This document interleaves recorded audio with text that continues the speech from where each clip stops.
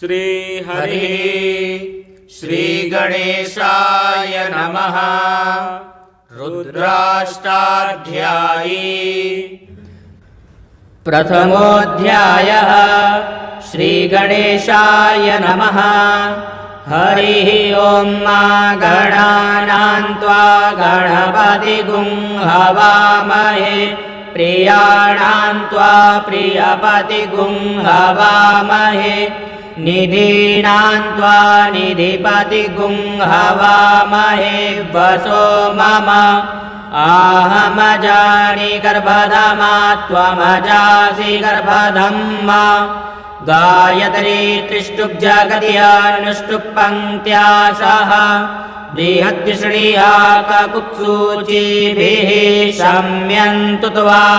द्विपदाश्च चतुष्पदास्त्रिपदाश्च षट्पदाः विच्छन्दाश्च सच्छन्दाः सूचिभिः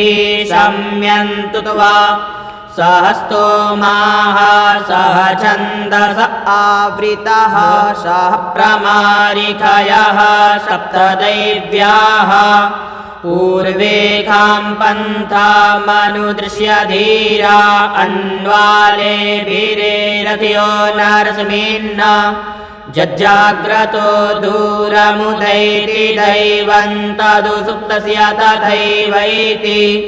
दूरङ्गमं ज्योतिकाञ्ज्योतिरेकं तन्मे मनः शिवसङ्कल्पमस्तु येन कर्माण्यपसो मनीखिणो जज्ञे क्रीडवन्ति विदधे कुधीराः जदपूर्वं यक्षमन्तः प्रजानां तन्मे मनः शिवसङ्कल्पमस्तु यत्प्रज्ञानमुत चेतो धृतिश्च ज्योतिरन्तरमृतं प्रजासु यस्मान्नरिते किञ्चन कर्म क्रियते तन्मे मनः शिवसङ्कल्पमस्तु जेनेदं भूतं भुवनं भविष्यत्परिगृहीतममृतेन सर्वं येन यज्ञस्तायते सप्तहोता तन्मे मनः शिवसङ्कल्पमस्तु यस्मिन्नृचः सामजजो गुंकि यस्मिन् प्रतिष्ठिता रत्नाभाविवाराः यस्मिंश्चित्तगुं सर्वमूतं प्रजानां तन्मे मनः शिवसङ्कल्पमस्तु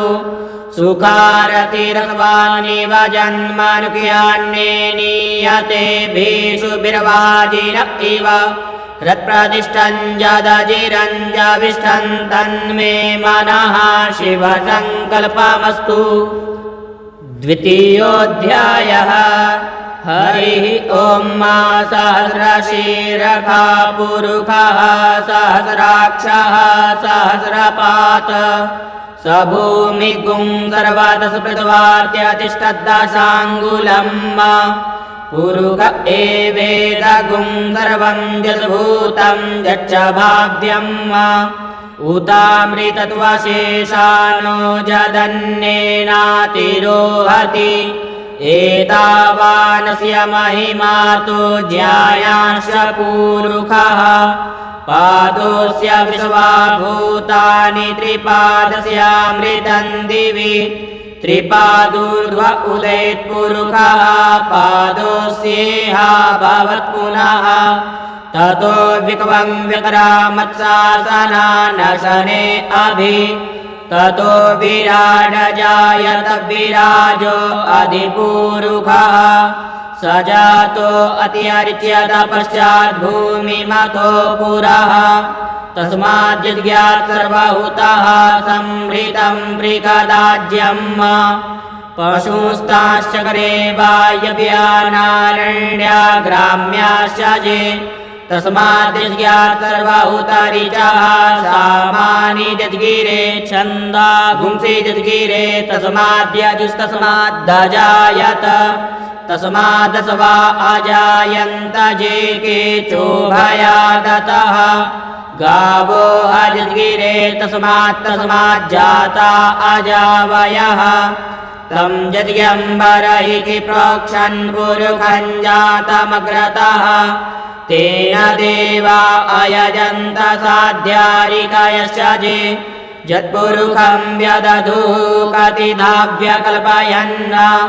मुखं किमस्यासीत् किं बाहु किमुरुपादा उच्येते ब्राह्मणोऽस्य मुखमासीत् बाहुराजन्यः कृतः ऊरु तदस्य निर्वैश्यः पदव्यागुं शूद्रो अजायत चन्द्रमा मनसो जातश्चक्षुः सूर्यो अजायत श्रोत्राद्वायुश्च प्राणश्च मुखादग्निरजायत नाभ्या आसीदन्तरिक्षगुं शीर्ष्णोर्द्यौः समवर्तत पद्भ्यां भूमिर्दिशः श्रोत्रा तथा लोकान् अकल्पयन् यत्पुरुषेण विखादेवार्यमतन्वत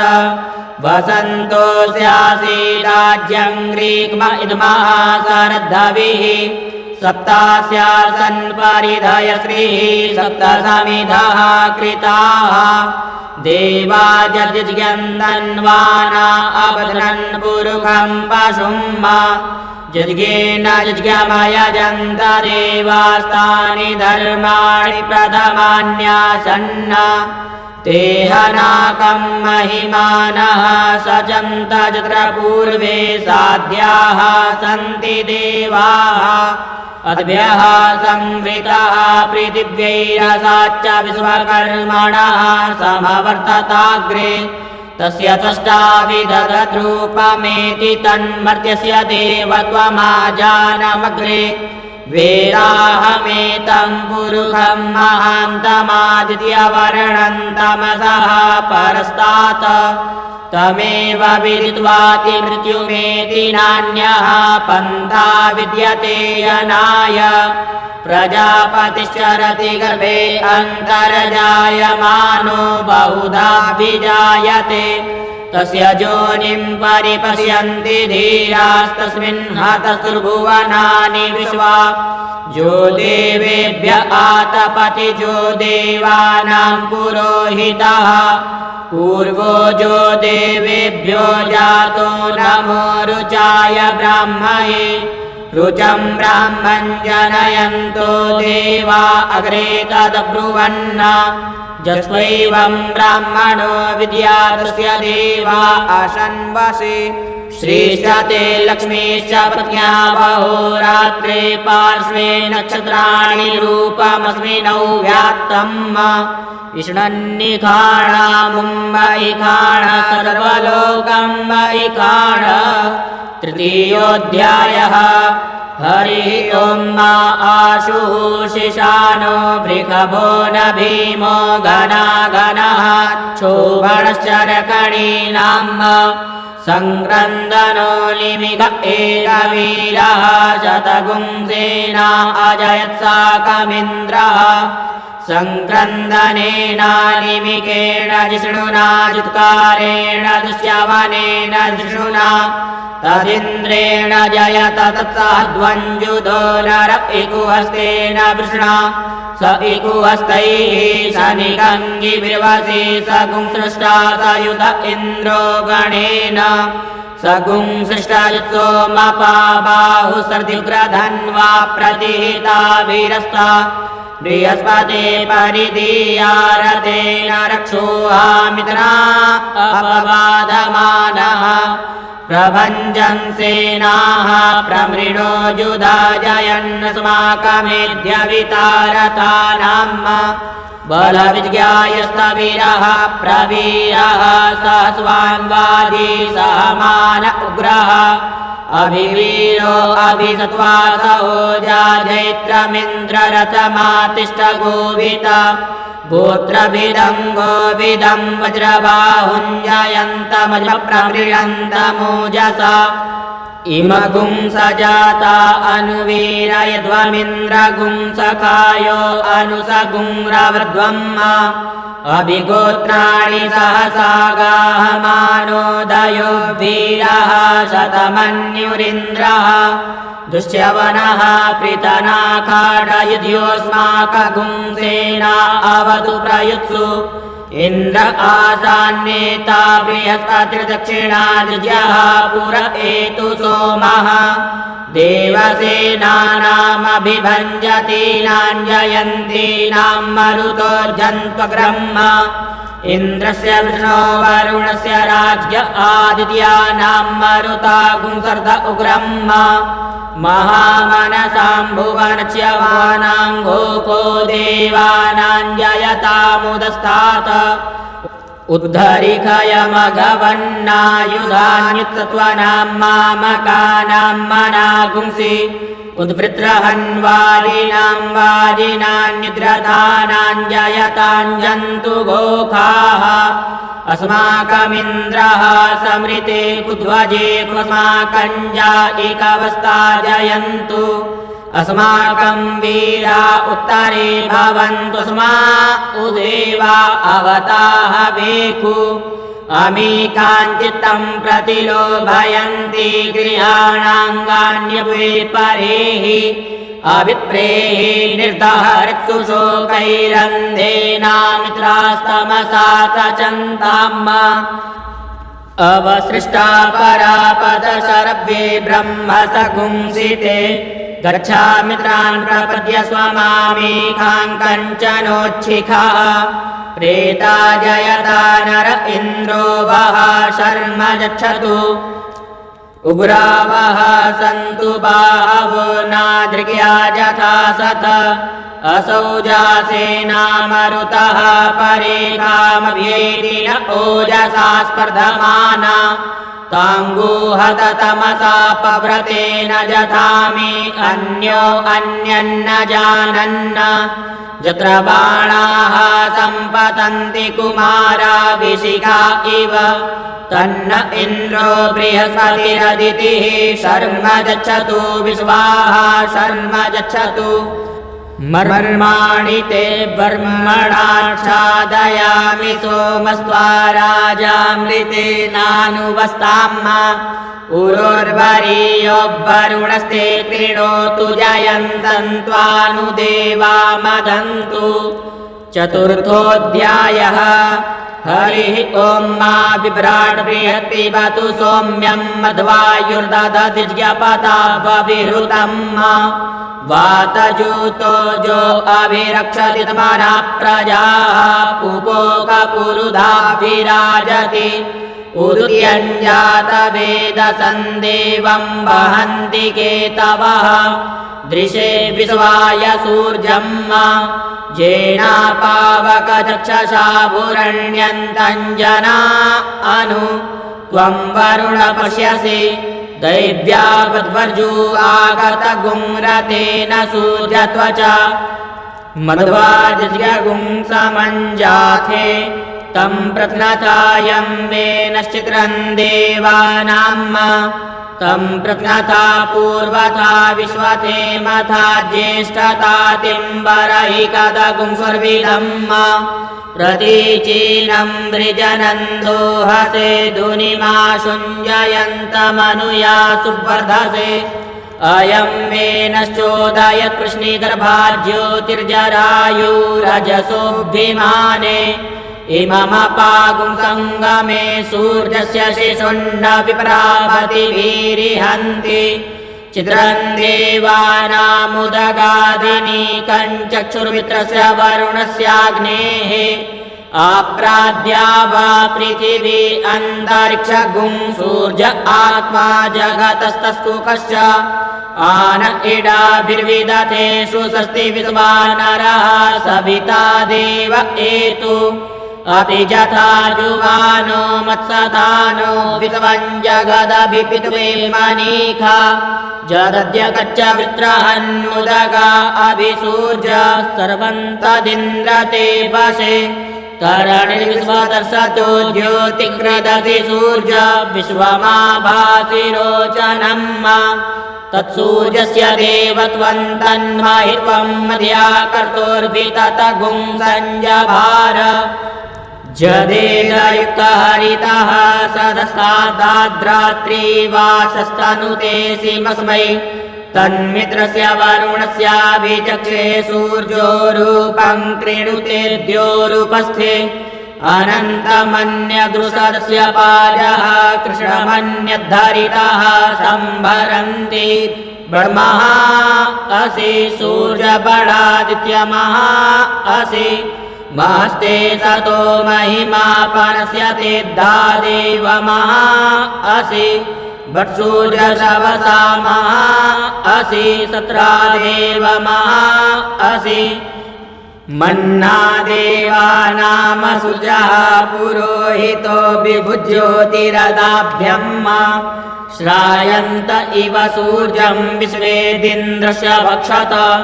वसूनि जाते जनमान ओजसा प्रतिभागन्नदीधिमा अद्या देवा उदिता सूर्यस्य निरगुंहसः पिप्रीता निरवद्यात् तन्नो मित्रो वरुणो मामहन्तामदितिः सिन्धुः पृथिवी उत द्यौः आकृष्णेन रजसा वर्तमानो निवेशयन्नमृतं मर्त्यं च हिरण्ययेन सविता रथेन देवो जाति भुवनानि पश्यन् पञ्चमोऽध्यायः ॐ भूः ॐ भुवः ॐ स्वः ॐ नमस्ते रुद्रमन्यव उतोत इहवे नमः बाहुभ्यामुदते नमः जाते रुद्रशिवा तनूरघोरा पापकाशिनी तया नस्तन्वा शन्तमया गिरिशन्ताभिचाकशीः जामिकुङ्गिरिशन्तहस्ते बिभर्गस्तवे शिवाङ्गिरित्रतां कुरु माहि गुंसीः पुरुषं जगत शिवेन वचसा त्वा गिरिशाच्छा वदामसि यथा नः सर्वमिज्जगदयक्ष्मगुं सुमना असत अध्यवोचदधिभक्ता प्रथमो दैव्योऽभिखक अहिष्ट सर्वाञ्जं भयं सर्वाश्च जातु धान्यो धराचीः परासुव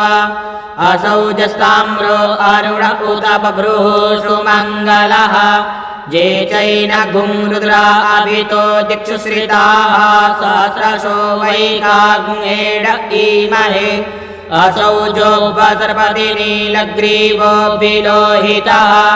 उदैनङ्गोपा अदृश्रन्नदृश्रन्नुदहार्जः सदृष्टो मृडयाति नः नमोऽस्तु नीलग्रीवाय सहस्राक्षाय मीढुके अथो जे अस्य सत्वानो हन्तेभ्यो करन्नमः प्रमुञ्च धन्वनस्त्वमुभयोरार्ज्ञोर्ज्याम्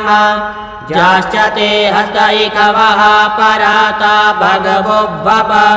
विद्यं धनुः कपर्दिनो विशल्यो बाणवा उत अनेशन्नस्य जायिकव आभुरस्य निखङ्गधिः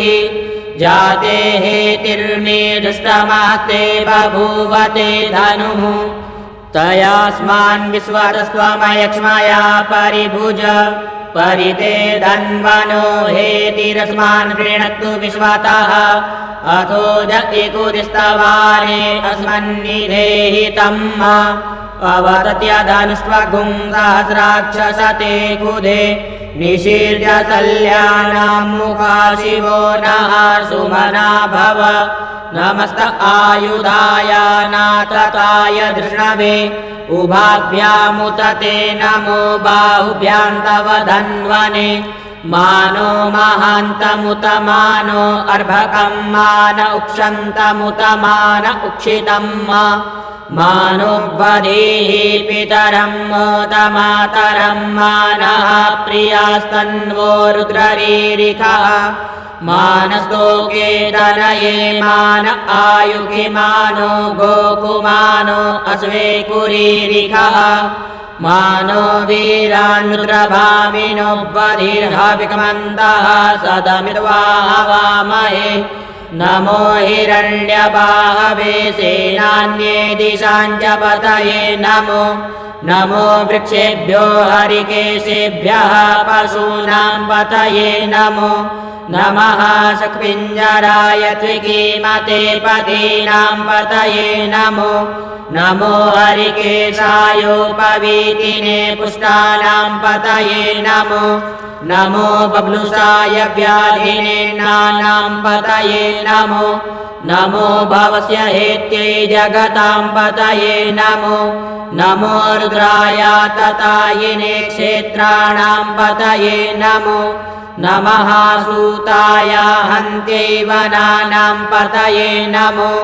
नमो रोहिताय स्तपतये वृक्षाणां पतये नमो नमो भुवन्तये वारिवस्कृताय औषधीनां पतये नमो नमो मन्त्रिणे वाणिजाय कक्षाणां पतये नमो नम उच्चैर्घोखाय क्रन्दयते पत्तीनां पतये नमो नमः कृष्णाय तया धावते सत्त्वानां पतये नमो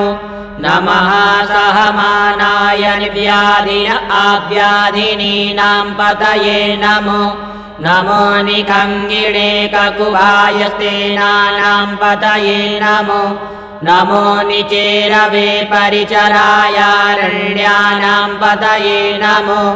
नमो वञ्चते परिवञ्चते स्थायूनां पतये नमो नमो निखङ्गिण इकुदिमते तस्कराणां पतये नमो नमः श्रीकायिभ्यो जिघागुंसद्भ्यो मुष्णतां पतये नमो नमो सीमद्भ्यो नक्तञ्चरद्भ्यो विकृन्तानां पतये नमः नम उष्णीकिणे गिरिचराय कुरुञ्चानां पतये नमो नम इकुमद्भ्यो धन्वायिभ्यश्च वो नमो नम आतन्वानेभ्यः प्रतिदधानेभ्यश्च वो नमो नम आयच्छद्भ्यो सद्भ्यश्च वो नमो नमो विसृजद्भ्यो विद्यद्भ्यश्च वो नमो नमः स्वपद्भ्यो जाग्रद्भ्यश्च वो नमो नमः शयानेभ्य आसीनेभ्यश्च वो नमो नमस्तिष्ठद्भ्यो धावद्भ्यश्च वो नमो नमः सभाभ्यः सभापतिभ्यश्च वो नमो नमो स्वेभ्यो स्वपतिभ्यश्च वो नमो नम आव्याधिनीभ्यो विविध्यन्तीभ्यश्च वो नमो नम उग्रणाभ्यः श्रीगुंहतीभ्यश्च वो नमो नमो गणेभ्यो गणपतिभ्यश्च वो नमो नमो व्रातेभ्यो व्रातपतिभ्यश्च वो नमो नमो गृत्सेभ्यो गृत्सपतिभ्यश्च वो नमो नमो विरूपेभ्यो विश्वरूपेभ्यश्च वो नमो नमः सेनाभ्यः सेनानिभ्यश्च वो नमो नमो रथिभ्यो अरथेभ्यश्च वो नमो नमः क्षत्रिभ्यः सङ्ग्रहीतृभ्यश्च वो नमो नमो महद्भ्यो अर्भकेभ्यश्च वो नमः नमस्तक्षभ्यो रथकारेभ्यश्च वो नमो नमः कुलालेभ्यः कर्मारेभ्यश्च वो नमो नमो निखादेभ्यः पुञ्जिष्ठेभ्यश्च वो नमो नमः श्वानिभ्यो मृगायुभ्यश्च वो नमो नमः स्वभ्यः स्वपतिभ्यश्च वो नमो नमो भवाय च रुद्राय च नमः शर्वाय च पशुपतये च नमो नीलग्रीवाय च शितिकण्ठाय च नमः कपर्दिने च व्युक्तकेशाय च नमः सहस्राक्षाय च शतधन्वने च नमो गिरिशयाय च शिपिविष्टाय च नमो मेढुष्टमाय चेकुमते च नमो ऋष्वाय च वामनाय च नमो बृहते च वर्खीयसे च नमो वृद्धाय च सवृद्धे च नमोऽग्र्याय च प्रथमाय च नम आशवे च जिराय च नमः शीघ्राय च शीभ्याय च नम ऊर्म्याय च वस्वन्याय च नमो नादेयाय च द्विप्याय च नमो ज्येष्ठाय च कनिष्ठाय च नमः पूर्वजाय च परजाय च नमो मध्यमाय च पगल्भाय च नमो जगन्याय च पुतन्याय च नमः सोभ्याय च प्रतिसर्जाय च नमो जाम्याय च शेम्याय च नमः श्लोक्याय च वसान्याय च नम उर्वर्जाय च खल्याय च नमो वन्याय च कक्ष्याय च नमः श्रवाय च प्रतिश्रवाय च नम आशुखेणाय च शूरखाय च नमः शूराय च वभेदिने च नमो बिल्मिने च कवचिने च नमो वर्मिणे च वरूधिने च नमः श्रुताय च श्रुतसेनाय च नमो दुन्दुभ्याय च हनन्याय च नमो धृष्णवे च प्रमृषाय च नमो निखङ्गिणे च कुधिमते च नमस्तीक्ष्णे खवे च युधिने च नमः स्वायुधाय च सुधन्वने च नमः श्रुत्याय च पद्याय च नमः काट्याय च नीप्याय च नमः कुल्याय च सरस्याय च नमो नादेयाय च वैशन्ताय च नमः कूप्याय च वट्याय च नमो वीद्र्याय च तप्याय च नमो मेघ्याय च विद्युत्याय च नमो वर्ह्याय च वर्ह्याय च नमो वात्याय च रेक्म्याय च नमो वास्तव्याय च वास्तुपाय च नमः सोमाय च रुद्राय च नमस्ताम्राय च अरुणाय च नमः शङ्गवे च पशुपतये च नम उग्राय च भीमाय च नमोऽग्रे वधाय च दूरे वधाय च नमो हन्त्रे च हनीयसे च नमो वृक्षेभ्यो हरिकेशेभ्यो नमस्काराय नमः शम्भवाय च मयोभवाय च नमः शङ्कराय च मयस्कराय च नमः शिवाय च शिवतराय च नमः पार्जाय च वार्जाय च नमः प्रतरणाय चोत्तरणाय च नमस्तीर्थ्याय च कूल्याय च नमः शक्त्याय च फेन्याय च नमः शिखत्याय च प्रवाहाय च नमः किगुंसिलाय च क्षयणाय च नमः कपर्दिने च पुलस्तये च नम इरिण्ड्याय च प्रपत्याय च नमो व्रजाय च गोष्ठ्याय च नमस्तल्प्याय च गेहजाय च नमो हृतज्याय च निवेत्याय च नमः काट्याय च गवरेष्ठाय च नमः सुख्याय च हरित्याय च नमः पागुंसव्याय च रजस्याय च नमो लोप्याय चोलप्याय च नम ऊर्व्याय च सूर्व्याय च नमः पर्णाय च पर्णसदाय च नम उद्गुरमाणाय च विघ्नते च नम आखिदते च प्रखिदते च नम इकुकृद्भ्यो धनुकृद्भ्यश्च वो नमो नमो वः किरिकेभ्यो देवानागुंहृदयेभ्यो नमो विचिन्वत्केभ्यो नमो विक्षीणत्केभ्यो नम आनिर्हतेभ्यः द्रापे अन्धसस्पते दरिद्रनीललोहित आसाम्प्रजानां मेघां पशूनां माभिर्मारोन्मोचनः किञ्चना ममत इमा रुद्राय तपसे कपर्दिने क्षयद्वीराय प्रभरामहे मतीः यथा समसद्विपदे चतुष्पदे विश्वं पुष्टं ग्रामे अस्मिन्ननातुरम् जाते रुद्रशिवा तनूः शिवा विश्वाहा भेखजी शिवा रुद्रस्य भेखजी तया नो मृडजीवसे परिणो रुद्रस्य हेतिर्वृणक्तु परित्वे कस्य दुर्मतिरगायोः अवस्थिरामघवद्भ्यस्तनुक्वमीध्वस्तोकायतनयाय मृड मीदुष्टमशिवतमशिवो नः सुमना भव परमे वृक्ष आयुधन्निधाय कृत्तिं वसान आचर पिनाकं बिभ्रदागहि द्विगिरिद्रविलोहित नमस्ते अस्तु भगवः जास्ते सहस्रगुंहेतयोन्यमस्मन्निवपन्तु ताः सहस्राणि सहस्रशो बाहोस्तव हेतयः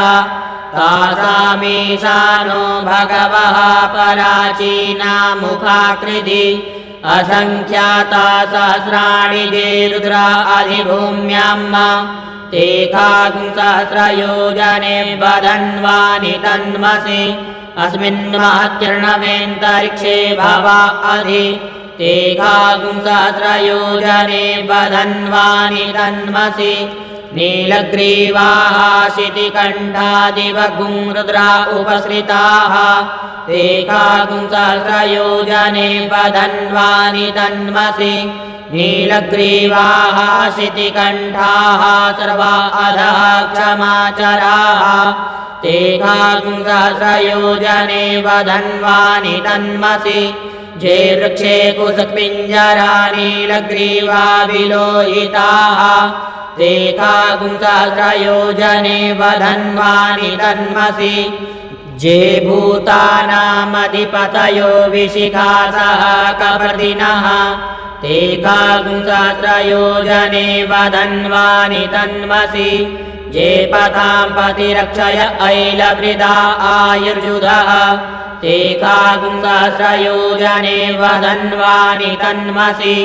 जे तीर्थानि प्रचरन्ति त्रिकाहस्तानि खङ्गिणः ते खागुंसहस्रयोजने वदन्वानि तन्मसि जेन्ने कुविविध्यन्ति पात्रे कुपिबतो जनान्न ते खागुंसहस्रयोजने वदन्वानि तन्मसि एतावन्तश्च भूयागुंसश्च दिशो रुद्रावितस्थिरे ते खागुंसहस्रयोजने वदन्वानि तन्मसि नमोऽस्तु रुद्रेभ्यो जे दिवि जे काम्बर्कमिकवः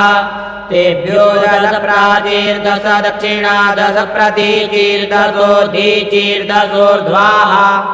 तेभ्यो नमो अस्तु तेनो वन्तु तेनो मृडयन्तु ते जन्दिग्मोजश्च नो द्वेषितमेकाञ्जम्बे दद्मः नमोऽस्तु रुद्रेभ्यो जेऽन्तरिक्षे जे खाम्बात इकवः तेभ्यो दश प्राचीर्दश दक्षिणा दश प्रतीचीर्दशोऽधीचीर्दशोर्ध्वाः तेभ्यो नमो अस्तु तेनो वन्तु तेनो मृडयन्तु ते जन्दिग्मोजश्च नो द्वेष्टितमेकाञ्जम्बे दद्मः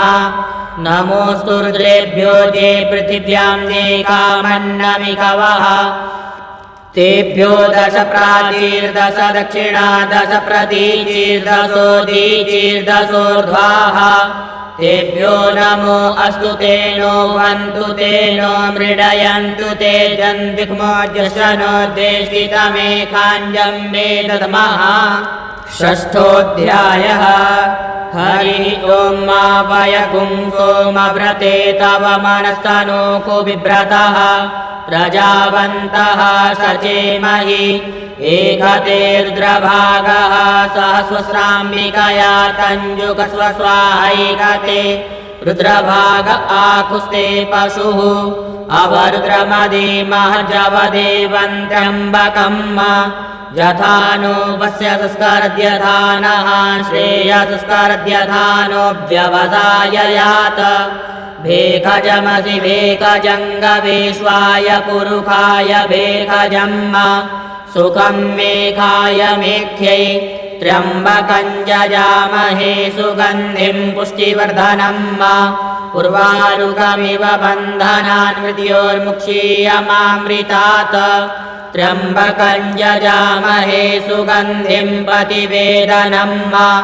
उर्वारुकमिव बन्धनादितो मुक्षीयमामुतः एतत्ते रुद्रावसन्तेन परो मूजवतोतिः अवदत धन्वापि नाकावसः कृत्तिवासा अहिगुंसन्नः शिवोतिः त्रयायुखञ्जमदग्नेः कश्यपस्य त्रयायुखं जद्देवे कुत्रायुखं तन्नो अस्तु त्रयायुखं शिवो नामासि स्वदितिस्ते पिता नमस्ते अस्तु माहि गुंसीः निवर्तयाम्यायुखेन्नाद्याय प्रजननाय रायस्पोखाय सुप्रजास्त्वाय सुवीर्याय सप्तमोऽध्यायः हरिः ॐ मा उग्रश्च भीमश्च ध्वान्तश्च धुनिश्च सासवाश्चाभिरुवाच विक्षिपः स्वाहा अग्निगुं हृदयेन शनिगुं हृदयाग्नेण पशुपतिं कृष्णहृदयेन भवन् जग्ना सर्वं मतस्नाभ्यामीशानं मन्युना महादेवमन्तः पर्षव्येनो ग्रन्देवं वनिष्ठुना वसिष्ठहनु सिंहीनिकोशाभ्याम् उग्रं लोहितेन मित्रगुं सौभृतेन रुद्रं दौर्भृतेनेन्द्रं प्रक्रीडेन मरुतो बलेन साध्यान् प्रमुदा भवस्य कण्ठ्यगुं रुद्रस्यान्तः पार्श्व्यं महादेवस्य जगृच्छर्वस्य वनिष्ठुः पशुपतेः पुरी तथा लोमभ्यः स्वाहा लोमभ्यः स्वाहा त्वचे स्वाहा लोहिताय स्वाहा मेदोभ्यः स्वाहा मागुंसेभ्यः स्वाहा स्नावभ्यः स्वाहा स्तभ्यः स्वाहा मज्जभ्यः स्वाहा रेतसे स्वाहा पायवे स्वाहा आयासाय स्वाहा प्रायासाय स्वाहा संजासाय स्वाहा वियासाय स्वाहोद्यासाय स्वाहा शुचे स्वाहा शोचते स्वाहा शोचमानाय स्वाहा शोकाय स्वाहा तपसे स्वाहा तप्यते स्वाहा तप्यमानाय स्वाहा तप्ताय स्वाहा घर्माय स्वाहा निकृत्यै स्वाहा प्रायश्चित्यै स्वाहा भेकजाय स्वाहा जमाय स्वाहान्तकाय स्वाहा मृत्यवे स्वाहा ब्रह्मणे स्वाहा ब्रह्महत्यायै स्वाहा विश्वेभ्यो देवेभ्यः स्वाहा द्यावा पृथिवीभ्यागुं स्वाहा अष्टमोऽध्यायः हरिः ॐ मा वाजश्च मे प्रसवश्च मे प्रयतिश्च मे प्रसदिश्च मे धीतिश्च मे क्रतुश्च मे स्वरश्च मे श्लोकश्च मे श्रवश्च मे श्रुतिश्च मे ज्योतिश्च मे स्वश्च मे जुज्गेन कल्पन्ताम् प्राणश्च मे पानश्च मे व्यानश्च मे सुश्च मे चित्तञ्च आधीतञ्च मे वाक्च मे मानश्च मे चक्षुश्च मे श्रोत्रञ्च मे दक्षश्च मे बलञ्च मे जुज्गेन कल्पन्ताम् ओजश्च मे सहश्च आत्मा च मे तनुश्च मे शर्म च मे वर्म च मेऽङ्गानि च मे स्थीनि च मे परुगुङ्कि च मे शरीराणि च आयुश्च मे जरा च मे जज्ञेन कल्पन्ताम् ज्येष्ठं च आधिपत्यं च मे मन्युश्च मे भामश्च मे मश्च मे म्भश्च मे जेमा च मे महिमा च मे वरिमा च मे प्रतिमा च मे वर्तिमा च मे द्राघिमा च मे वृद्धं च मे वृद्धिश्च मे जज्ञेन कल्पन्ताम् सत्यं च मे श्रद्धा च मे जगच्च मे धनं च मे विश्वं च मे महश्च मे क्रीडा च मे मोदश्च मे जातं च मे जनिक्यमाणं च मे सूक्तं च मे सुकृतं च मे जज्ञेन कल्पन्ताम् ऋतं च मे मृतं च मे यक्ष्मं च मे नामय च मे जीवातुश्च मे दीर्घायुत्वं च मे नमित्रं च मे भयं च मे सुखं च मे शयनं च मे सुखाश्च मे सुदिनं च मे जज्ञेन कल्पन्तां मा जन्ता च मे धर्ता च मे क्षेम च मे धृतिश्च मे विश्वं च मे महश्च मे संविच्च मे ज्ञात्रं च मे सुश्च मे प्रसूश्च मे क्षीरं च मे लयश्च मे जज्ञेन कल्पन्तां मा शञ्च मे मयश्च मे प्रियं च मे नुकामश्च मे कामश्च मे सौमनसश्च मे भगश्च मे द्रविणं च मे भद्रं च मे श्रेयश्च मे वसीयश्च मे जसश्च मे जज्ञेन कल्पन्तां मा ऊर्ग च मे सूनृता च मे पयश्च मे रसश्च मे घृतं च मे मधु च मे सग्धिश्च मे सपीतिश्च मे कृतिश्च मे वृष्टिश्च मे जैत्रं च म औद्भिर्यं च मे जज्ञेन कल्पन्तां मा रयिश्च मे रायश्च मे पुष्टं च मे पुष्टिश्च मे विभु च मे प्रभु च मे पूर्णं च मे पूर्णतरं च मे कुयवं च मे क्षितं च मे नं च मे क्षु च मे जज्ञेन कल्पन्तां मा वित्तं च मे वेद्यं च मे भूतं च मे भरिक्य च मे सुगं च मे सुपद्यं च मरिधं च मरिधिश्च मे कृतं च मे कृतिश्च मे मतिश्च मे सुमतिश्च मे जज्ञेन कल्पन्तां मा व्रीहयश्च मे जवाश्च मे माकाश्च मे तिलाश्च मे मुद्गाश्च मे कल्वाश्च मे प्रियङ्गवश्च मे नवश्च मे श्यामाकाश्च मे नीवाराश्च मे गोधूमाश्च मे मसूराश्च मे जज्ञेन कल्पन्तां मा अश्मा च मे मृत्तिका च मे गिरयश्च मे पर्वताश्च मे सिकताश्च मे वनस्पतयश्च मे हिरण्यं च मे यश्च मे श्यामं च मे लोहं च मे श्रीशं च मे प्रभु च मे जज्ञेन कल्पन्तां मा अग्निश्च आपश्च मे वीरुदश्च ओखधयश्च मे कृष्णपच्याश्च मे कृष्णपच्याश्च मे ग्राम्याश्च मे पशव आरण्याश्च मे वित्तं च मे वित्तिश्च मे भूतं च मे भूतिश्च मे जज्ञेन कल्पन्तां मा वसु च मे वसतिश्च मे कर्म च मे सतिश्च मे अर्थश्च म एमश्च म इत्या च मे गतिश्च मे जज्ञेन कल्पन्तां मा अग्निश्च म इन्द्रश्च मे सोमश्च म इन्द्रश्च मे सविता च म इन्द्रश्च मे सरस्वती च म इन्द्रश्च मे पूखा च म इन्द्रश्च मे बृहस्पतिश्च म इन्द्रश्च मे जज्ञेन कल्पन्तां मा मित्रश्च म इन्द्रश्च मे वरुणश्च म इन्द्रश्च मे धाता च म इन्द्रश्च मे त्वष्टा च म इन्द्रश्च मे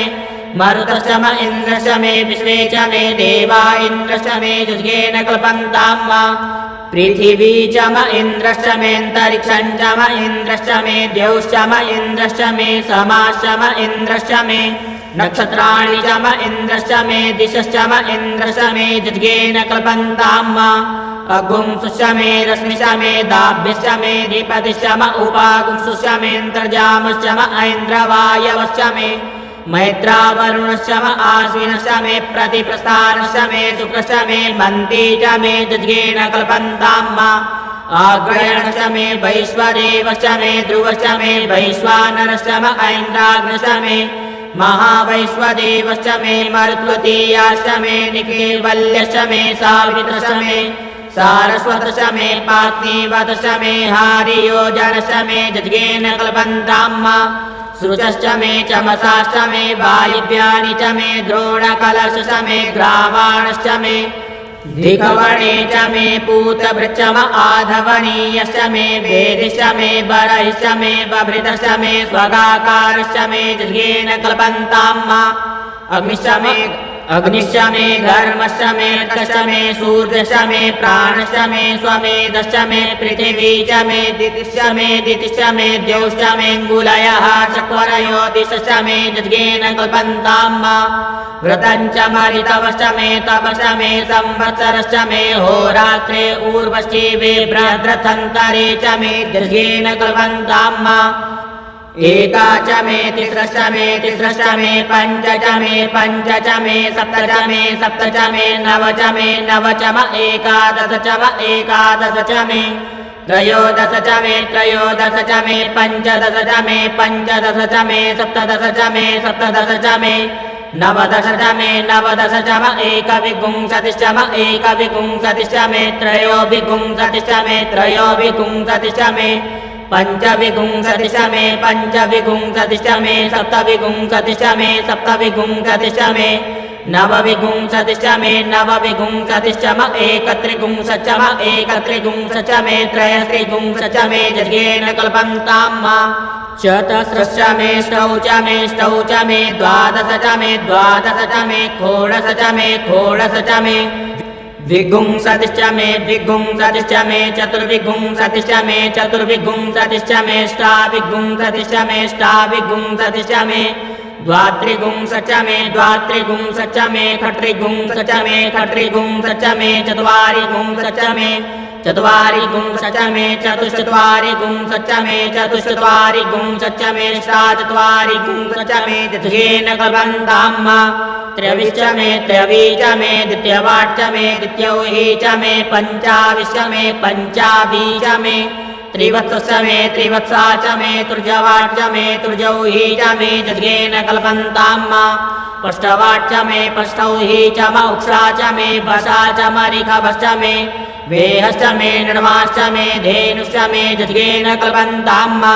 वाजाय स्वाहा प्रसवाय स्वाहा पिजाय स्वाहा क्रतवे स्वाहा वसवे स्वाहा हर्पतये स्वाहा नेमुग्धाय स्वाहा मुग्धाय वैनगुंसिनाय स्वाहा विनगुंसिन आन्त्यायनाय स्वाहान्त्याय भुवनाय स्वाहा भुवनस्य पतये स्वाहाधिपतये स्वाहा प्रजापतये स्वाहा इयन्ते राण्मित्राय जन्तासि जमन ऊर्जे त्वा वृष्टे त्वा प्रजानां त्वाधिपत्याय आयुर्जज्ञेन कल्पतां प्राणो जज्ञेन कल्पतां चक्षुर्जज्ञेन कल्पतां श्रोत्रं जज्ञेन कल्पतां वाग्जज्ञेन कल्पतां मनो जज्ञेन कल्पता मात्मा जज्ञेन कल्पतां ब्रह्मा जज्ञेन कल्पतां ज्योतिर्जज्ञेन कल्पता गुंस्वर्जज्ञेन कल्पतां पृष्ठं जज्ञेन कल्पतां जज्ञो जज्ञेन कल्पतां स्तोमश्च जजुश्च ऋक्षसाम च बृहच्च रथन्तरं च स्वर्देवा अघन्मामृता अभूम प्रजापतेः प्रजा अभूम वेट् स्वाहा शान्त्याध्यायः हरिः ॐ मारीचं वाचं प्रपद्ये मनोजजुः प्रपद्ये राम प्राणं प्रपद्ये चक्षुः श्रोत्रं प्रपद्ये वागोजः सहौजो मयि प्राणापानौ जन्मे छिद्रं चक्षुषो हृदयस्य मनसो वाति तृणं बृहस्पतिर्मे तद्दधातु सन्नो भवतु भुवनस्य जस्पतिः भूर्भुवः स्वः कया नश्चित्र आभुवधूति सदा वृधः सखा कया सचिष्टया कृता कस्वा सत्यो मदानां मग्गुं इष्टो मत्सदन्धसः दृढाचिदारुजेभसु अभिगुणः सखीनामविता चरित्रीणां शतं भवास्यूतिभिः